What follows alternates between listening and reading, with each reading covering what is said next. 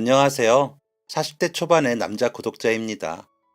저는 제 인생에 자랑할 만한 것이 하나도 없다고 생각했는데, 이런 제 인생도 누군가에게는 희망이 될 수 있을 것 같아 이렇게 사연을 남기게 되었습니다. 저는 고아입니다. 어머니인지 아버지인지 모를 분이 저를 시설 앞에 두고 갔다고 했죠. 함께 시설에 있던 아이들은 이름이라도 있는 채로 시설에 들어왔는데, 저는 이름조차 없었습니다. 태어난 날, 태어난 일시도 몰라서 제 생일은 시설에 입소한 그날이 되었죠. 시설에 있던 다른 친구들 중에는 자신을 낳아준 부모님에게 짤막한 편지를 받은 아이들도 있었어요. 너를 꼭 다시 데리러 올게. 너를 이런 곳에 보내서 정말 미안해. 같은 짧은 편지 글들은 그 친구들에게 큰 위안이었습니다. 시설을 퇴소할 때까지 아이들을 데리러 온 부모는 단 한 명도 없었지만요. 어쨌든 그런 친구들 사이에서 이름도 언제 태어났는지도 모르는 저는 버려진 아이들 중에서도 가장 불쌍한 아이였습니다. 미성숙했던 시설의 친구들은 제 인생이 자신들의 인생보다 불쌍하다며 저를 괴롭히곤 했어요. 밥을 먹는 제 뒤로 지나가며 머리를 툭툭 친다든지, 제 식판에 음식물을 떨어뜨린다든지, 지나가는 제게 다리를 건다든지, 공 같은 걸로 저를 맞추는 등의 괴롭힘이었죠. 그런데 차라리 이런 원초적인 괴롭힘만 있었더라면 괜찮았을 겁니다. 시설의 아이들은 제 생일이 다가오면 하루가 멀다 하고 이런 말을 했어요. 야, 가짜 생일! 너 설마 생일 기다리는 건 아니지? 가짜 생일에 무슨 의미가 있냐? 일일이 나열하지도 못할 비참한 날들이 하루 이틀, 1년, 10년 동안 이어지다 보니 저는 어느새 저도 모르게 제 존재 자체를 부정하게 되었어요. 나는 쓸데없는 아이, 태어나지 말았어야 하는 아이와 같은 생각들이었죠. 저는 놀려대는 아이들에게 맞서 싸울 정도의 담력도 없는 아이였습니다. 친구들에게 괴롭힘을 당해도 한마디 못했죠. 마음 한구석에서는 누군가 저를 도와줬으면 했지만 실제로 저를 도와주는 사람은 단 한 명도 없었습니다.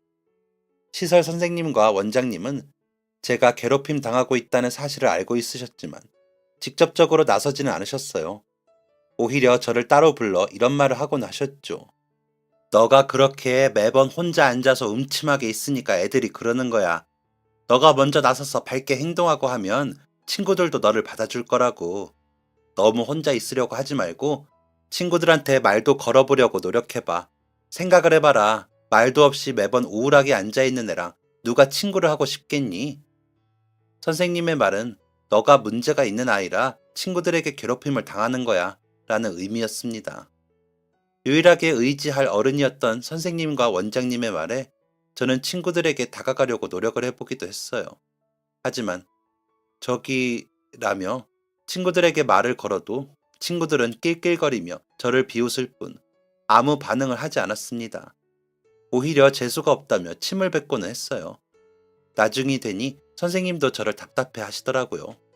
저도 스스로의 소심함에 스트레스를 받을 정도였는데 선생님들은 더 하셨겠죠. 그렇게 소심하고 우울하게 성장한 저는 19살이 되던 해에 시설을 퇴소하게 되었습니다. 시설을 퇴소할 때가 되면 다들 미래에 대한 걱정을 하기 마련이지만 저는 그러지 않았어요. 굉장히 무덤덤했죠. 그럴 수 있었던 건 국민학교에 다닐 때부터 가졌던 한 가지 다짐 때문이었습니다. 시설을 퇴소하면 꼭 삶을 마감해야지. 어린아이의 생각치고는 꽤 끔찍한 생각이었지만 당시에 저는 정말 자연스럽게 이런 생각을 했던 것 같아요. 왜냐하면 당시에 저는 평생 동안 괴롭히는 친구들에게 반박할 용기도, 세상을 살아갈 용기도 없었던 아이였기 때문이었죠. 제가 시설을 떠났는 날, 저를 마중 나와준 분은 원장님 한 분이었습니다. 원장님은 퇴소하는 저에게 소액의 지원금을 건네준 뒤, 요즘 경기가 어려워서 이게 전부란다. 잘 살아라. 한마디를 남기셨지만 저는 그 말에 차마 대답하지 못하고 고개만 꾸벅 숙인 채 시설을 뒤로 했습니다. 저는 원장님에게 받아든 지원금 봉투를 대충 주머니에 찔러 넣고 터미널로 향했어요. 바다를 가기 위함이었죠. 태어나서 한 번도 바다를 보지 못한 저는 그렇게 아름답다는 바다를 한 번 보고 삶을 마무리하고 싶었습니다. 작은 짐가방 하나만을 덜렁 메고 동해바다로 향하는 길. 지금 생각해봐도 그 길은 제 인생에서 가장 평온했던 시간이었습니다. 버스에서 내리고 나니 하늘은 어둑해졌고 저는 물어물어 바다가 있는 곳까지 걸어가기 시작했습니다. 중간중간 길을 물을 때마다 현지 분들은 제 질문에 의아해 하셨어요. 바다? 이 시간에? 가서 뭐 하려고? 걸어서 가기에는 좀 멀 텐데. 저는 저를 걱정스럽게 때로는 이상하게 바라보는 분들의 시선을 애써 뒤로하고 바다로 걸음을 옮겼습니다. 꽤 오랫동안 길을 걷다 보니 멀리서 파도치는 게 보이더군요. 아름답고 푸른 바다를 상상하고 간 건데 바다는 제 상상과 다르게 너무나 어둡고 깜깜했습니다. 저는 모래사장에 앉아 한참 동안 바다를 바라보았어요. 아무 생각이 들지 않았습니다. 아무 생각 없이 바다를 바라보다 어느새 머릿속에 저렇게 까만 바다라면 내가 저곳에 들어간들 아무도 보지 못하겠구나 라는 생각이 들자 저는 천천히 몸을 일으켰습니다. 그렇게 신발을 벗어두고 바다 쪽으로 걸어가는데 꽤 먼 곳에서 누군가의 울음소리가 들리더군요. 저는 살짝 젖어있는 모래 위에서 울음소리가 나는 쪽을 바라보았습니다. 저와 꽤 거리가 있는 곳에는 한 남자가 양복을 풀어헤친 채 술병을 들고 울고 있었어요. 뭐라 욕지거리를 내뱉는 그 사람의 말은 알아듣기 어려웠지만 그의 울음소리에는 분명한 한이 서려 있었습니다. 멋진 양복을 입은 남자가 대체 무슨 사연이 있어서 저렇게 울고 있나 라는 생각이 들기가 무섭게 경기 침체로 인해 수많은 회사가 부도가 나고 문을 닫았다는 뉴스가 기억났습니다. 저는 무언가에 홀린 듯 주저앉아 울고 있는 그에게로 향했습니다. 제 주머니에는 시설에서 나올 때 받았던 지원금이 그대로 봉투에 담긴 채로 남아있었죠. 저는 술에 취해 알아들을 수 없는 말을 내뱉는 남자에게 봉투를 내밀었습니다. 그 사람은 제가 서 있는 것도 의식하지 못했어요. 저는 술병으로 모래바닥을 치고 있는 남자의 양복 주머니에 봉투를 찔러 넣었습니다. 그제서야 남자는 저를 의식했는지 저를 거칠게 밀어내며 소리쳤어요. 너 뭐야 임마! 혀가 꼬부라진 채로 저를 밀치는 남자의 소나기에는 힘이 하나도 없었습니다. 덕분에 저는 저를 밀치는 남자의 주머니에 봉투를 아무 문제 없이 찔러 넣을 수 있었죠. 돈이에요. 돈이라는 말에 남자는 숙였던 고개를 들었습니다. 뭐? 돈? 저는 남자가 돈 문제로 울고 있었음을 확신할 수 있었습니다. 네, 돈이에요. 제 전 재산. 저는 이제 필요 없으니까 아저씨 알아서 쓰세요. 돈을 나한테 왜 줘? 가져가! 저는 봉투를 쥐고 흔드는 아저씨를 향해 저는 돈 같은 거 필요 없어요. 그냥 길 가다 주웠다고 생각하시고 필요한 데 쓰세요. 많지는 않아도 위로는 되겠죠. 남자는 소심한 제 목소리를 알아들은 건지 봉투를 뚫어지게 바라보며 돈, 돈이다 라는 말을 중얼거렸어요. 저는 그런 남자를 뒤로하고 다시 바다로 향했습니다. 그런데 그 주정뱅이 남자와 나름대로의 대화를 하고 나니 아까와 다르게 발걸음이 떨어지지 않더군요. 저는 맨발로 밀려오는 파도를 거스르던 중 발이 차갑다는 것을 느끼고 나서야 뒤를 돌아 남자가 있던 곳을 바라보았습니다. 그곳에는 아무도 없었어요. 다시 마음을 잡고 바다를 바라보는데 아까까지만 해도 고요하게만 보였던 바다가 시꺼멓게 저를 잡아먹을 듯 일렁이고 있는 게 보였습니다. 갑자기 두려운 마음이 저를 집어삼켰어요. 시설을 나오면 생을 마감하겠다 라는 다짐을 지키기 위해서는 큰 용기가 필요하다는 걸 그때 깨달았습니다. 결국 소심하고 겁 많았던 저는 그렇게 스스로 바다를 벗어났어요. 발과 종아리에 모래가 가득 묻은 채로 모래사장에 앉아 있으니 동이 트는 게 보이더군요. 슬슬 사람들이 몰리는 것을 느끼며 저는 모래를 털고 일어났습니다. 수중에 돈이 한 푼도 없었기 때문에 버스도 택시도 그 무엇도 탈 수가 없었어요. 초라한 행색의 저를 도와주는 사람 또한 없었죠. 길 가는 차를 잡아탈 용기도 없었습니다. 그렇게 저는 하염없이 걷고 또 걸었어요. 사람이 다닐 수 있는 길처럼 보이면 무작정 걸었습니다. 그렇게 걷다가 배가 고프면 쓰레기통을 뒤져서 썩은 음식도 먹었고 화장실이 가고 싶으면 근처 수풀을 뒤져 볼일을 해결하기도 했죠. 당시 날씨가 포근했기에 망정이지 조금만 날씨가 추웠어도 저는 애진작 얼어 죽었을 것입니다. 날짜를 세는 것조차 잊어버리고 그렇게 걷고 또 걷다 보니 제 행색은 그 어떤 거지보다 남루했어요. 사람도 만나지 않으니 어느 순간부터는 말하는 것도 어색했죠. 시설에서 잘라주었던 짧은 머리가 눈을 덮은 지 오래이고 머리카락이 코까지 덮었을 때가 되니 내가 왜 이렇게 걷기 시작했는지도 잊어버리게 되더군요. 당시 저에게 남아있던 것은 걷는다, 배고프면 먹는다, 마려우면 싼다, 이것이었습니다. 다소 직설적인 표현이긴 합니다만 당시 제 모습은 정말 이와 같았습니다. 짐승과 다를 바 없는 모습 그 자체였죠.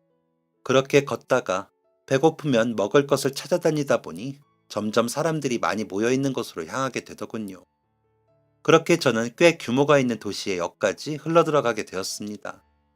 다른 이유가 있던 건 아니에요. 날씨가 점점 추워지고 있었기 때문이었죠. 차가운 바람을 피하기 위해서는 새벽까지 문을 열어두는 건물이 필요했는데 역 외에는 다른 선택지가 없었습니다. 저는 으슬거리는 몸을 이끌고 주변을 돌아다녔습니다. 뭐라도 덮을 게 있나 싶어서였죠. 하지만 애석하게도 역 주변에는 그 흔한 신문지 한 장도 없었습니다. 신문지, 종이박스 같은 것들은 이미 자리를 잡고 있던 노숙자들의 차지였어요. 오늘도 아무것도 없이 잠들겠구나 라는 생각으로 터덜터덜 걸어갔는데 큰 쓰레기 봉투를 옮기고 있는 미화원이 보였습니다. 그리고 그 봉투 안에는 신문지처럼 보이는 게 들어있었죠. 저는 곧장 미화원에게로 달려가 쓰레기 봉투를 찢을 듯 움켜잡았습니다. 뭐야! 갑자기 자신을 덮친 괴한의 습격에 굉장히 놀란 미화원은 자신을 덮친 괴한의 얼굴을 보고는 더 놀랬습니다. 저는 그런 미화원에게 사과할 겨를도 없이 쓰레기 봉투를 찢듯이 헤집었습니다. 그 사이에서 제가 발견한 건 약간은 눅눅해진 신문지였죠. 저는 함부도 되지 않는 신문지를 꼭 끌어안은 채 그렇게 제 갈 길을 가려고 했습니다. 그때 미화원은 자신이 쥐고 있던 집게로 제 옷자락을 잡았고 저는 무언가 당기는 느낌에 뒤를 돌아보았습니다. 이렇게 해놓고 어딜 가? 저는 그제야 제가 헤집어 놓은 쓰레기 봉투를 보게 되었어요. 죄송하다고 말을 하고 싶었는데 말이라는 걸 너무 오랫동안 안 했다 보니 어떻게 말을 해야 할지 모르겠더군요. 저는 눅눅한 신문지를 바지춤에 끼워 넣고 헤집어진 쓰레기를 주워 담기 시작했습니다. 미화원은 그런 제 모습에 어이가 없는 듯 했어요. 지금 생각해보니 정말 무서웠을 것 같네요. 웬 귀신 행색을 한 인간이 갑자기 달려들어서 쓰레기 봉투를 뒤지더니 신문지를 빼가고 다시 헤집어둔 쓰레기를 모아두는 꼴이란 저였어도 소름이 돋았을 것 같습니다. 어쨌든 저는 그렇게 모은 쓰레기를 미화원에게 건네주고 고개를 꾸벅 숙인 채 잠자리를 찾아 떠났습니다. 노숙자들이 모여있는 곳은 정해져 있었어요. 그나마 바람이 덜 통하는 곳이었죠. 저도 마찬가지로 그곳에 자리를 잡고 누웠습니다. 평소보다 하루가 고단하더군요. 그렇게 겨우 구한 냄새나는 신문지를 깔고 또 덮고 잠을 자려는데 갑자기 누군가 제 정강이를 걷어찼습니다. 윽! 짧은 신음소리 끝에 겨우 눈을 뜨니 키가 큰 누군가가 저를 내려다보고 있었어요. 야, 너 뭔데 여기서 처자고 있어? 정신을 차리고 주변을 살펴보니 키가 큰 사람의 뒤로 두세 명이 서 있는 게 보였습니다. 행색을 보아하니 노숙자인 것 같았어요. 덩치 큰 어른들의 위협에 두려움을 느낀 저는 더듬거리며 제 상황을 설명했습니다. 아니, 설명하려 했습니다. 그런데 말이 나오지 않았어요. 이런 식의 말만 더듬을 뿐이었죠. 제 정강이를 걷어찬 키 큰 노숙자는 그런 제가 답답했는지 제 뒤통수를 후려치고는 듣도 보도 못한 욕을 하기 시작했습니다. 너무 상스러워 자세히 적지는 못하고 간단히 요약해서 말씀드리자면 대략 이런 내용이었어요. 어디서 굴러먹던 놈이길래 남의 구역에 와서 함부로 잠을 자려고 하냐. 여기서 지내려면 응당 대가를 치러야 한다. 저는 그 대가라는 것이 무엇인지 궁금했습니다. 그 대가를 치르는 게 어렵지만 않다면 대가를 치르고 어서 잠들고 싶었어요. 한참 욕을 하던 키 큰 노숙자는 아무 반응 없이 욕을 듣고만 있는 저에게 물었습니다. 뭐야, 너 벙어리냐? 저는 제가 벙어리와 같은 상태라고 생각했기 때문에 가만히 고개를 끄덕였죠. 노숙자는 귀찮게 됐다는 듯 한숨을 푹 내쉬더니 자신이 말한 대가에 대해서 설명해주기 시작했습니다. 간단해. 너는 그냥 우리가 시키는 일만 하면 되는 거야. 키 큰 노숙자는 그 대가가 간단한 것이라고 말했지만 그의 요구사항은 결코 간단한 게 아니었습니다. 키 큰 노숙자는 자신들의 부하와 함께 저를 골목 끝 시장 구석으로 데려갔어요. 그리고는 시장 구석의 허름한 가게 하나를 가리키며 이렇게 말했죠. 이 집 보이지? 저는 고개를 끄덕였습니다. 이 집 들어가면 들어가자마자 바로 왼쪽에 돈통이 있어. 그걸 들고 나오면 돼. 알겠냐? 저는 제가 잘못 알아들은 줄 알았습니다. 문이 닫힌 가게에 자물쇠를 뜯고 들어가서 돈통을 가져오라니. 너무나 당연하게 도둑질을 시키는 그들의 모습에 저는 순간 사고 회로가 정지되었어요. 제가 못 알아들은 듯 서 있자 키 큰 노숙자는 다시 한번 제 뒤통수를 때리며 욕을 했습니다. 아, 말귀 못 알아듣는 놈이 들어왔네.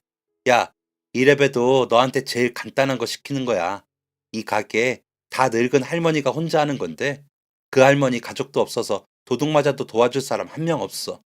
그리고 여기 시장 구석이라 보는 눈도 없다고. 남들 다 자는 시간에 망까지 봐주겠다는데 이게 어려워? 저는 우물쭈물하며 어쩔 줄 몰라 했습니다. 제가 별 반응이 없자 키 큰 노숙자와 그의 부하들은 답답해졌는지 점점 저를 억압하기 시작했어요. 할 거야, 안 할 거야?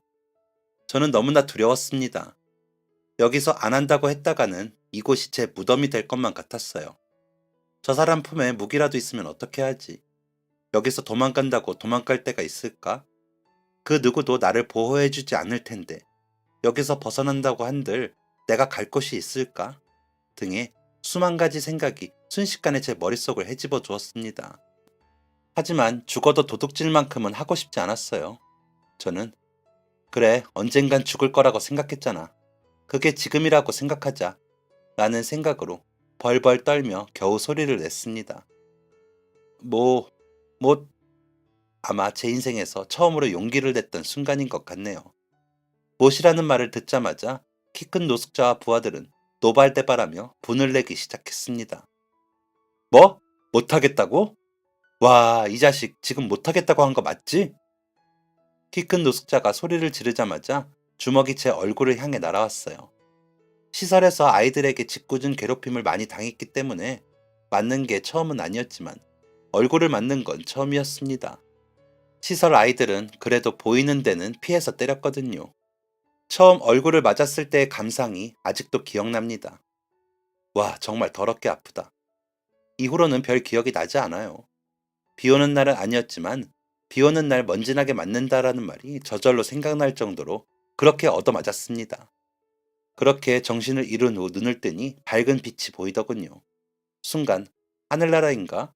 라는 생각이 들었지만 아니었습니다. 제가 눈을 뜨니 누군가가 제 얼굴 위로 불쑥 자기 얼굴을 들이밀더군요. 일어났냐? 얼굴을 들이민 사람은 키 큰 노숙자도 그의 부하들도 아니었습니다. 무슨 상황인가 싶어 몸을 일으키는데 정말 온몸이 쑤시더군요. 야 임마, 더 누워있어. 너 우리가 지나가다 안 봤으면 그냥 거기서 죽었을 거다. 가뜩이나 세상이 흉흉한데 조심해야지. 딱 보니까 어린 놈인데 대체 뭐 하다가 여기까지 오게 된 거냐? 저와 얼굴이 마주친 사람은 상당히 말이 많았습니다. 그 사람은 묻지도 않았는데 제가 이곳에 누워있게 된 경위를 설명해 주었어요. 키 큰 노숙자 무리가 저를 때리고 있는데 우연히 다른 노숙자 무리들이 그 장면을 목격했고 저를 구해낸 것이었습니다. 그놈들이 시장 가게에 들어가서 돈 훔쳐오라고 시켰지? 그놈들 이 주변에서 사는 놈들도 아니야. 너같이 새로 들어온 애들 보이면 돈 훔쳐오라고 시키고 입 싹 닫는 게 취미인 놈들이지. 그놈들 때문에 우리 여기서 싹 다 쫓겨나게 생겼다. 시장 인간들이 우리 때문에 불안해 죽겠다고 매일같이 민원을 넣고 있어서 말이야. 요즘 가뜩이나 사건 사고가 많아서 경찰이 우리한테까지 신경을 안 쓰고 있기는 한데 언제 단속 떠서 쫓겨날지 모르니까 너도 웬만하면 다른 데 찾아가 봐라. 아마 그놈들 또 찾아올 거다. 하지만 저는 그곳을 떠날 수 없었습니다. 더 이상 어딘가로 떠날 여력이 정말 손톱만큼도 없었거든요.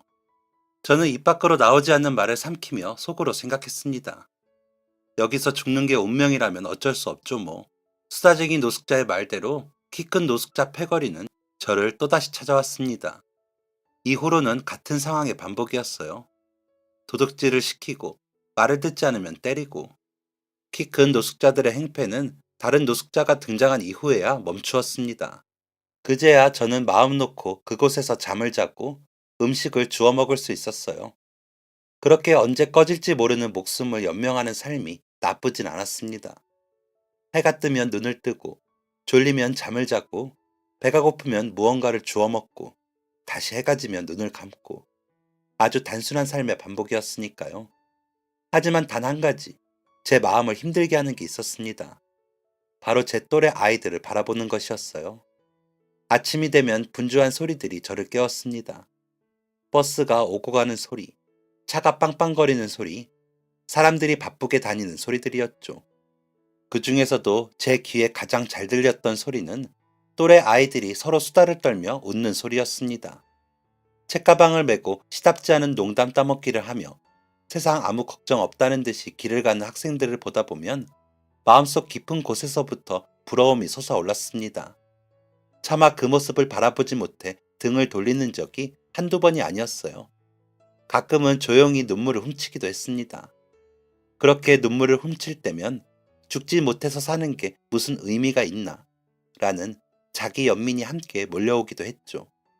제 앞에 동전 몇 개를 던지며 자신의 아이에게 너 공부 안 하면 이 아저씨처럼 되는 거다 라는 말을 하는 아주머니를 보는 것보다 또래 학생들을 보는 게 제게는 더 힘든 일이었습니다.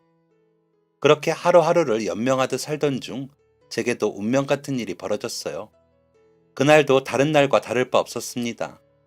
저는 겨우 구한 얇은 천을 덮은 채 하늘을 멀뚱히 바라보고 있었죠. 밤새도록 술을 마시던 다른 노숙자들은 아직도 잠을 자고 있었습니다. 그렇게 죽은 듯이 하늘만 보고 있는데 누군가 급하게 걸어가는 것이 보였습니다. 아, 여기가 아닌데. 길을 잃은 듯한 행인은 제 옆을 빠르게 스쳐 지나갔죠. 얼마가 지났을까요? 슬슬 허기짐이 느껴졌던 저는 무거운 몸을 겨우 일으켰습니다.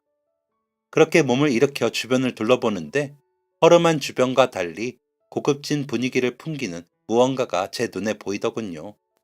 아까 행인이 지나갔던 자리에 두툼한 장지갑이 떨어져 있었던 것이죠. 반질반질한 고급 가죽으로 되어 있는 장지갑을 주워든 저는 지갑을 펼쳐보고 깜짝 놀랐습니다.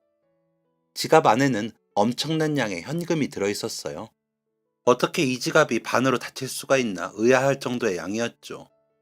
순간 놀란 저는 순식간에 지갑을 닫아 지갑을 제 품속으로 숨겼습니다. 부끄럽게도 인간적인 욕심 때문이었어요. 얼마인지 헤아리기조차 어려울 현금의 양에 놀란 저는 벌렁거리는 심장을 부여잡고 구석진 곳으로 향했습니다. 남들의 눈에 띄지 않게 조용히 금액을 세어보니 수백만 원에 달하는 현금의 양이더군요. 가슴이 콩쾅거리고 식은땀이 흘렀습니다. 저도 모르는 사이에 제 머릿속에는 이 돈을 어떻게 쓸지에 대한 계획이 세워지고 있었어요. 이 사실을 알아차린 순간 저는 부끄러움을 숨길 수 없었습니다. 시장 할머니가 홀로 운영하는 가게에 돈통을 훔치는 건 맞아서 기절할 각오로 거부했으면서 이름 모를 누군가의 지갑을 보고는 군침을 흘리는 제 모습에 소름이 돋았어요. 하지만 한편으로는 뭐 어때? 할머니는 돈통을 잃어버리면 큰일이 나는 분이었지만 지갑 주인은 누가 봐도 부자잖아. 이 정도 돈은 없어도 괜찮을걸? 이라는 생각도 들었죠. 아주 이기적이고 욕심 가득한 인간의 모습이었습니다. 스스로의 모습에 있는 정 없는 정이 탈탈 털린 저는 또다시 용기를 냈어요.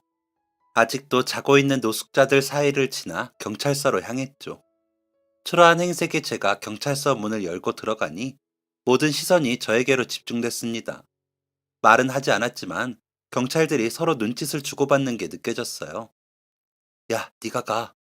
아니, 너가 가. 이해했습니다. 가만히 있어도 파리가 꼬일 정도로 냄새가 나는 저를 가까이 하고 싶을 사람은 없었겠죠. 결국 저를 맞이해준 사람은 가장 말단으로 보이는 경찰이었습니다. 무슨 일로? 저는 품속에 숨겨두었던 장지갑을 꺼내서 건네주었고 경찰은 집게손으로 지갑을 건네받았습니다. 그런데 경찰이 지갑을 열어본 순간 경찰서의 공기가 뒤바뀌었어요. 그래도 약간의 친절함을 품고 있던 경찰의 말투는 순식간에 차가워졌죠. 이게 뭡니까? 저는 여전히 아로 대답했습니다. 경찰은 안 봐도 뻔하다는 듯 이렇게 말했습니다. 훔쳐놓고 보니까 가슴이 철렁해요. 에? 이거 어디서 훔쳤어요? 빨리 말하세요. 억울했습니다. 길에서 주운 것을 돌려주고 싶었을 뿐인데 도둑 취급을 받다니. 저는 어떻게든 해명하고 싶었지만 경찰은 제 얼굴도 보지 않은 채 자신이 하고 싶은 말을 하기 시작했습니다. 아, 여기 안에 명함 있네. 지갑 주인 오면 어차피 다 들통날 얘기니까 얼른 사실대로 말하세요. 예? 얼마 지나지 않아 지갑 주인과 연락이 닿았고 저는 죄인 취급을 받으며 지갑 주인이 올 때까지 경찰서 구석에 박혀있게 되었습니다. 지갑 주인을 기다리는 동안 경찰들은 한두 명씩 제게로 다가와 이런 말을 했어요. 요즘 날이 추워져서 일부러 잡혀 들어오는 인간들 있던데 당신 같은 인간한테는 구속도 사치야. 알아? 눈물이 핑 돌더군요. 단 한 번도 남에게 부끄러운 짓을 한 적이 없는데 온갖 유혹을 뿌리치고 주인을 찾아주려 한 게 이런 식으로 돌아오다니. 너무나 억울했습니다. 제 처지가 너무나 불쌍했어요. 왜 나에게만 이런 일이 일어나는지 주먹을 꽉 쥐어서 손바닥에 피가 고일 정도였습니다. 그렇게 억지로 울음을 참고 있던 그때 경찰서 문이 활짝 열렸습니다. 경찰서 문을 박차고 들어온 남자는 경찰들에게로 다가가 이런저런 이야기를 나눴어요. 멋지게 차려입은 양복, 광이 나는 구두, 깔끔하게 넘긴 머리, 흐트러짐 없는 넥타이, 누가 봐도 지갑의 주인이었습니다. 저는 희망이 없는 눈빛으로 허공을 응시하고 있었습니다. 경찰조차 나를 도둑으로 의심하는데 저 사람은 더더욱 그렇겠지. 나는 이제 감옥에 가게 될 거야. 길에서 버려진 음식을 주워 먹는 것보다는 감옥이 나을 수도 있겠다. 라는 생각을 하면서 말이죠. 저 사람이 지갑을 가져왔습니다. 라는 경찰의 말이 들리자마자 저는 두 눈을 꽉 감았습니다. 어떤 모진 말이 나올지 상상조차 가지 않았어요. 그런데 신사의 입에서 나온 말은 저도 경찰들도 놀라게 만들었습니다.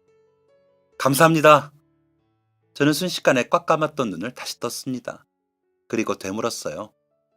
에? 제대로 나온 말은 아니었지만 어쨌든 의사 전달은 확실히 됐죠. 신사는 저에게 고개를 숙이며 진심으로 감사 인사를 전했습니다. 정말 고맙습니다. 어디서 잃어버렸는지도 확실하지 않아서 포기해야 하나 싶었는데 정말 고마워요. 가까이서 본 신사는 흰머리가 희끗난 중년의 남성이었습니다. 저에게 고개를 숙이며 신사가 감사 인사를 하자 경찰들은 더욱 당황해했어요. 선생님, 저희 판단으로는 잃어버린 지갑을 주워온 게 아니라 지갑을 훔친 게 아닌가 싶습니다. 경찰의 말에 신사는 어리둥절한 표정을 지었어요. 그게 무슨 말입니까? 날이 추워지면 가끔 이렇게 일부러 잘못을 저지르고 오는 사람들이 있어요. 그런 경우가 아닌가 싶네요. 혹시 길 가다가 이 사람이랑 부딪히고 그런 적은 없으십니까? 신사는 단호하게 대답했습니다. 그런 적 없습니다. 저는 지갑을 잃어버린 걸 알아차렸을 때까지 그 누구와도 부딪힌 적이 없어요. 길을 잃어서 헤매고 있기는 했지만 워낙 아침 일찍인 시간이라 다니는 사람이 단 한 명도 없었습니다. 경찰은 신사의 말에도 개의치 않고 계속해서 말을 이어나갔습니다. 그래도 혹시 모르니 잘 기억해 보시죠. 정말 마주친 적 없으십니까? 신사는 더욱 단호하게 대답했습니다. 그런 적 없습니다. 신사의 단호한 태도에 경찰들은 아무 말도 하지 못했습니다. 신사는 곧장 저에게로 다시 다가와서 지갑 속 모든 현금을 꺼내 제 손에 쥐어주었어요. 저는 어안이 벙벙했어요. 이렇게 큰 돈을 제 손에 아무렇지 않게 쥐어주다니. 신사의 정체가 궁금해질 정도였습니다. 딱 여기까지였습니다. 저는 그 돈을 받을 생각이 조금도 없었어요. 저렇게 큰 돈은 가진 것 아무것도 없이 거리 생활을 하는 저에겐 독약과도 같았기 때문이었죠. 저는 한사코 그 돈을 거절했습니다. 신사는 그런 제 속도 모르고 계속해서 돈을 건네주었죠. 아니, 왜 받아주지 못하는 건지 말이라도 해주세요. 저는 신사의 말에 대답조차 할 수 없었습니다. 말을 못하는 것 같습니다. 경찰의 말을 듣고서야 신사는 돈을 건네주는 것을 멈추었어요. 신사는 굉장히 미안해하는 표정을 지으며 저에게 사과를 했습니다. 그때 경찰서 문이 다시 열렸고 다소 어려 보이는 사람이 신사를 찾아 들어왔습니다. 사장님, 지금 시간이 많이 늦어져서 얼른 이동하셔야 합니다. 신사는 회사의 사장이었습니다. 신사를 찾아 들어온 사람은 그의 비서였죠. 신사는 난처한 표정을 짓더니 경찰들에게 물었습니다. 이분이 제 지갑을 훔쳤다는 증거가 있습니까? 경찰들은 고개를 저었습니다. 그러면 제가 모셔가도 괜찮겠죠?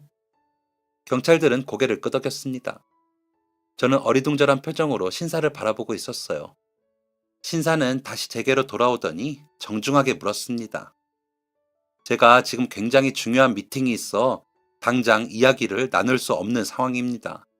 제 비서를 따라가 계시면 찾아뵙도록 할게요. 저는 무언가에 홀린 듯 고개를 끄덕였고 신사는 비서에게 무언가를 지시한 뒤 자리를 떠났습니다. 덩그러니 남겨진 저는 신사의 비서를 따라갔고 그곳에서 머리부터 발끝까지 때를 벗겨냈습니다. 얼마 만에 따뜻한 물로 목욕을 한 건지 기절한 듯 잠에 들었고 눈을 뜨고 나니 저는 깨끗해진 모습으로 호텔 침대 위에 누워 있었습니다. 거울을 보니 삐쩍 마른 제가 서 있더군요. 분에 넘치는 호강에 문을 열고 나가니 신사의 비서가 저를 맞아주었습니다. 저는 거의 이틀 동안 내리 잠만 잤다고 합니다. 비서는 그동안 노고가 많으셨나 봅니다. 라는 말과 함께 음식을 주문해 주었고 저는 정말 오랜만에 맛보는 신선하고 따뜻한 음식을 개눈 감추듯 먹어치웠습니다. 그렇게 배가 부르고 나니 조금 민망해지더군요. 제가 쭈뼛거리며 앉아있자 비서는 신사를 모시고 오겠다며 방을 떠났습니다. 얼마 지나지 않아 방으로 들어온 신사는 저에게 반가운 인사를 건네주었어요. 저는 저를 향한 모든 호의와 친절이 어색해 대꾸도 못한 채 가만히 앉아 있었습니다. 신사는 그런 저를 이해한다는 듯 제 맞은편 의자에 앉아 이야기를 시작했어요. 무턱대고 모셔온 게 아닌가 걱정했는데 푹 쉬신 것 같아 다행입니다. 저는 가만히 신사의 이야기를 들었습니다. 제가 이렇게까지 하는 이유는 선생님이 찾아주신 지갑이 저에게 아주 큰 의미가 있기 때문이에요. 정확하게 말하자면 지갑 속 사진이죠. 신사가 내민 사진은 아주 오래된 빛바랜 사진이었습니다. 돌아가신 어머니와 찍은 유일한 사진입니다. 제가 어릴 적에 돌아가셔서 어머니에 대한 기억이 모두 흐릿한데 이 사진을 찍었을 때의 기억만큼은 생생합니다. 지갑을 잃어버렸을 때는 하늘이 노래지는 듯 했는데 이 지갑을 찾아주셔서 너무 감사했어요. 그런 상황에서 지갑을 주인에게 돌려주기란 쉽지 않았을 텐데 정직한 마음가짐에 정말 감동했습니다. 신사는 진심이 한껏 묻은 눈빛으로 저를 바라보며 말을 이었습니다. 사실 사업을 하다 보면 비양심적인 일을 많이 겪거든요. 저조차도 양심대로 행동하기가 쉽지 않을 때가 많은데 그 결단을 보고 저도 많이 반성했습니다. 저는 어떤 반응도 할 수 없었어요. 처음 지갑을 열어봤을 때 마음속에 품었던 욕심을 저 스스로는 알고 있었기 때문이었죠. 한동안의 침묵이 이어진 후 신사는 저에게 조심스럽게 물었습니다. 말은 원래 못하던 거였나요? 저는 천천히 고개를 저었습니다. 그리고 테이블 위에 놓인 메모지와 연필을 집어들었죠. 저는 메모지에 이렇게 적었습니다. 태생부터 벙어리는 아니었습니다. 어느 순간부터 말하는 방법을 잊어버렸네요. 신사는 측은한 표정으로 저를 바라보았고 다시 물었습니다. 이렇게 보니 나이가 꽤 어려 보이는데 혹시 나이가 어떻게 되죠? 저는 머뭇거리다 이렇게 적었습니다. 올해로 20입니다. 깜짝 놀란 마음을 숨기지 못한 신사는 다소 격양된 목소리로 되물었습니다. 아니, 대체 20살 청년이 대체 어쩌다? 저는 잠잠히 제 이야기를 적어내려가기 시작했어요. 시설에서 자란 이야기, 시설에서 퇴소한 이후 거리의 불황자가 된 이야기였죠. 필담으로 제 이야기를 전하느라 꽤 오랜 시간이 걸렸지만 신사는 불편한 내색 없이 제 이야기를 들어주었습니다. 어느 순간부터 친근하게 말을 놓은 신사는 이렇게 물었어요. 그나저나 큰 도움을 받은 은인의 이름도 모르는군. 이름이 어떻게 되나? 저는 한참을 머뭇거리다 무겁게 제 이름을 눌렀었습니다. 김초복. 제 이름 초복은 초복날에 버려졌다고 해서 붙여진 이름입니다. 성은 버려진 날 당직이었던 선생님의 성이었죠. 숙연한 공기가 흘렀고 신사는 조심스럽게 말했습니다. 저를 돕고 싶다고 말이죠. 저는 당황했지만 신사는 의연했습니다. 초복군의 처지가 딱하다고 하는 말이 아니라 초복군의 정직함을 보고 하는 말이네. 이 세상에는 초복군같이 정직한 사람이 필요해. 긴 시간 동안 이야기하면서 나는 초복군의 대쪽 같은 성품에 감탄을 금치 못했지. 어려운 상황에서도 양심을 포기하지 않고 정의롭게 살아온 건 정말 박수받아 마땅한 일이야. 제대로 된 가르침을 받았더라면 좋은 기회를 많이 얻었을 텐데. 내가 너무 아쉬워서 그래. 저는 어찌할 바를 몰랐습니다. 그간의 인생을 통틀어 누군가의 도움과 보살핌을 받는다는 걸 상상해 본 적이 없었기 때문이었죠. 신사는 비서를 불러 이런저런 이야기를 나누었고 저에게 어떤 식으로 구체적인 도움을 줄 수 있을지 이야기해 주었습니다.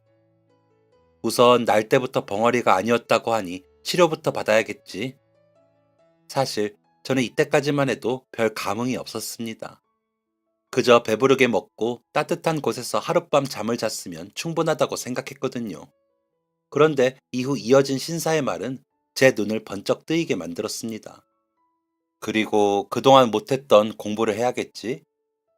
순간 제 눈빛이 번뜩이는 걸 보았는지 신사는 이 부분을 파고들기 시작했습니다. 못해도 고등학교 졸업장은 있어야 하지 않겠나. 어느 회사를 가더라도 중졸보다는 고졸이 더 유리하고 고졸보다는 대졸이 더 유리하지. 병원 치료를 받고 난 후에 곧바로 고등학교 검정고시를 치르도록 도와주겠네. 고등학교 졸업장, 공부, 검정고시. 그동안 스스로도 눈치채지 못하게 소원해왔던 것들을 직접 귀로 듣자 말로 설명할 수 없는 감격이 찾아왔습니다. 저도 모르게 눈물이 흘렀어요. 신사는 말없이 제 곁으로 와 어깨를 두드려 주었습니다. 그동안 고생 많았네. 어떻게 버텼을지 상상조차 가지 않는 힘든 인생을 살면서도 정직하게 살아온 그동안의 시간이 초복군 자네를 도운 거야. 잘했어. 잘 버텼어. 겁쟁이의 소심함으로 똘똘 뭉쳐있던 저에게 잘했다. 잘 버텼다는 한마디는 그 어떤 말보다 큰 위로로 다가왔습니다. 저는 엉엉 울며 모든 것을 토해냈어요. 그 후로 신사는 저의 후견인이 되어주었습니다. 사장님은 제가 혼자 지낼 만한 작은 방을 구해주시고는 병원비를 지원해 주셨어요. 병원 치료만 잘 받으면 공부를 시작할 수 있다는 생각에 저는 열심히 치료에 임했습니다. 다행스럽게도 치료의 효과는 빠르게 나타났습니다. 치료라기보다는 심리 상담에 더욱 가까웠죠. 그렇게 말문이 조금씩 트이기 시작하니 예전처럼 말을 하는 건 순식간이었습니다. 병원에서는 말을 하고자 하는 의지의 차이일 뿐 다른 것이 달라진 건 없다고 했어요. 세상과 교류하면서 상처만 받았다 보니 세상과 교류하는 수단인 말을 스스로 버려버린 거예요. 하지만 이제는 세상과 교류할 의지가 생겼으니 말을 할 수 있는 겁니다. 병원에서 더 이상 치료를 받지 않아도 된다는 이야기를 들은 날, 저는 사장님을 찾아갔습니다. 비서분께 안녕하세요 라고 인사를 하니 눈이 커다래지더군요. 초복군, 아니 대체 언제부터? 깜짝 놀라게 해드리려고 일부러 차도가 없는 척 했어요. 죄송합니다. 죄송할 게 뭐가 있어요. 사장님 곧 회의 끝나니까 곧 들어가 보세요. 사장님 정말 좋아하시겠네요. 30분 정도의 시간이 흐른 뒤 사장님의 사무실 문이 열렸고 회의를 진행하던 직원들이 빠져나왔습니다. 저는 조심스럽게 사장님의 사무실 안으로 발을 들였어요. 사장님은 언제나 그랬듯 반갑게 저를 맞아주셨습니다. 오, 초복이 아냐? 연락도 없이 웬일이냐? 못 보던 사이에 얼굴이 많이 좋아졌네. 밥은 잘 챙겨 먹고 있는 거지? 애정어린 관심이 듬뿍 묻어나는 질문 세례를 퍼부은 사장님은 제 손에 들려 있어야 할 수첩을 찾으셨습니다. 수첩은 어디 갔냐? 까먹고 안 챙겼어? 괜히 눈물이 왈칵 나더군요. 저도 모르게 쏟아지는 눈물을 황급히 닦아내니 사장님은 당황하며 휴지를 건네주셨어요. 아니, 왜 그래? 무슨 일 있었던 거야? 저는 울먹거리는 목소리로 이렇게 말했습니다. 사장님, 감사합니다. 순간 공기의 흐름이 멈추는 듯 했습니다. 사장님은 제가 말을 했다는 사실에 너무나 놀라신 듯 했어요. 너, 너 지금 뭐라고? 감사하다고요. 감사합니다, 사장님. 사장님은 우는 제가 보이지도 않는지 뛸 듯이 기뻐하며 저를 부둥켜 안으셨습니다. 이게 무슨 일이야? 이렇게 갑자기 말을 하게 된 거야? 말문이 확 트인 거야? 응? 그동안 차도가 없어 보였는데 어떻게 된 거야? 저는 자신의 일처럼 기뻐해 주시는 사장님을 보며 눈물을 겨우 삼켰습니다. 한 번에 트인 건 아니었고 조금씩 조금씩 할 수 있는 말이 많아졌어요. 10가지 단어로 문장을 만들면 한 단어만 말했다가 나중에는 10단어 중에 5단어를 말할 수 있게 되고 조금씩 말을 늘려갔어요. 사장님을 깜짝 놀라게 하고 싶어서 차도가 없는 척 했어요. 많이 놀라셨죠? 사장님은 특유의 화통한 웃음소리를 내며 제 등을 두드렸습니다.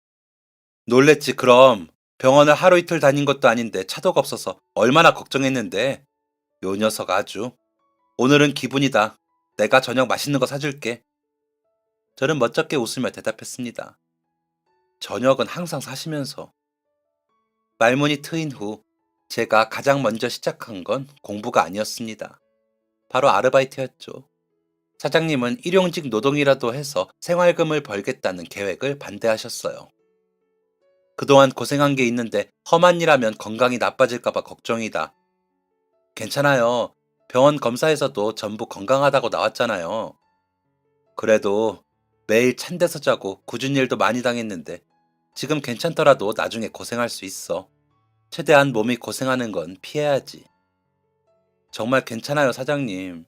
이만큼 신경 써주시고 도와주신 것만으로도 저는 충분하다고 생각해요. 더 이상 사장님한테 의지하면 제가 스스로 설 힘을 잃어버릴 것 같아요. 사장님은 한숨을 푹 쉬며 최후의 제안을 하셨습니다. 나한테 지원받는 게 부담되고 그러면 빌린다고 생각을 해. 그럼 되지 않겠니? 하지만 저는 더 이상 사장님께 손을 벌릴 수가 없었어요. 결국 사장님은 제 결단에 두 손 두 발 다 들 수밖에 없었습니다. 확실히 사장님의 지원 없이 홀로 서기를 하려다 보니 힘든 일이 많더군요. 게다가 검정고시까지 함께 준비하려다 보니 힘듦은 2배가 됐습니다. 당연히 검정고시도 예상했던 기간에 3배가 걸렸어요. 하지만 그런 시간 동안 분명히 배우는 게 있었습니다. 땀 흘려서 버는 돈의 가치를 직접 몸으로 깨우치게 되었고, 일하면서 만나게 되는 별의별 인간 군상에 적응하는 방법도 배웠죠. 그렇게 저는 5년 만에 고등학교 졸업장을 손에 쥘 수 있었습니다. 당장 먹고 사는 게 급했기 때문에 대학은 진학하지 못했어요. 무엇보다 무엇을 공부해야 할지 모르겠어서 대학 진학을 섣부르게 결정할 수 없었죠.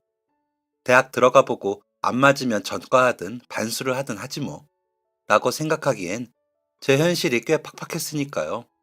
그렇게 정신없이 일을 하고 돈을 모으고 어느 정도 사람처럼 살게 되니 저도 연애라는 걸 하게 되더군요. 사실 처음에 연애 자체가 두려웠습니다. 누군가를 만나서 연애를 하고 가정을 꾸리는 것 자체가 상상이 안 됐기 때문이었죠. 정상적인 가정에서 사랑을 받고 사랑을 줘본 적이 없었기 때문에 누군가와 감정적인 교류를 한다는 것 자체가 두려운 일이었습니다.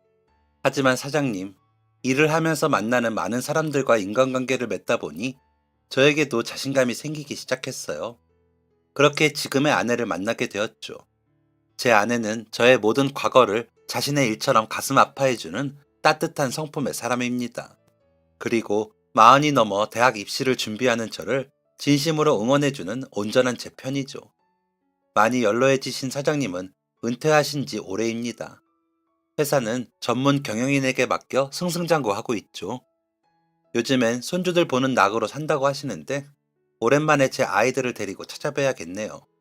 살다 보니 정직한 만큼 호구된다는 말을 하는 사람들이 꽤 많더군요.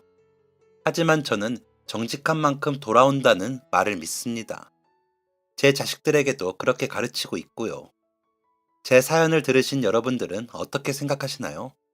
정말 이 세상은 정직한 만큼 호구가 되는 세상일까요? 저는 가끔 내가 만약 사장님의 지갑을 정직하게 돌려주지 않았더라면, 내가 그때 양심의 목소리를 외면했더라면 나의 인생이 어떻게 변했을까? 라는 상상을 해보곤 합니다. 결론적으로 그 상상의 끝은 항상 새드 엔딩이었어요. 그 새드 엔딩은 누군가에게 모든 돈을 빼앗긴 채 또다시 추위에 떨고 있는 제 모습으로 마무리되죠. 정직하게 양심을 지키기가 참 어려운 세상인 것을 뼈저리게 느끼고 있는 저는 여전히 정직함이 주는 힘을 믿고 있습니다. 저의 긴 사연이 양심과 실속 사이에서 고민하는 분들에게 길잡이가 되어준다면 참 기쁠 것 같네요. 앞에서도 짧게 언급했지만 저는 대학 입시를 준비하고 있습니다. 사회복지를 공부해서 저와 같이 부모가 없는 아이들에게 조금 더 도움을 주고 싶어요. 부디 대학 입시는 검정고시보다 빠르게 끝났으면 좋겠네요. 저의 사연은 여기까지입니다. 긴 사연을 읽어주시고 들어주셔서 정말 감사드립니다. 그럼 모두들 건강하고 행복하세요. 지금까지 사연 들어주셔서 감사합니다. 사연이 재밌으셨다면 구독과 좋아요를 눌러주세요. 감사합니다. 안녕히 계세요.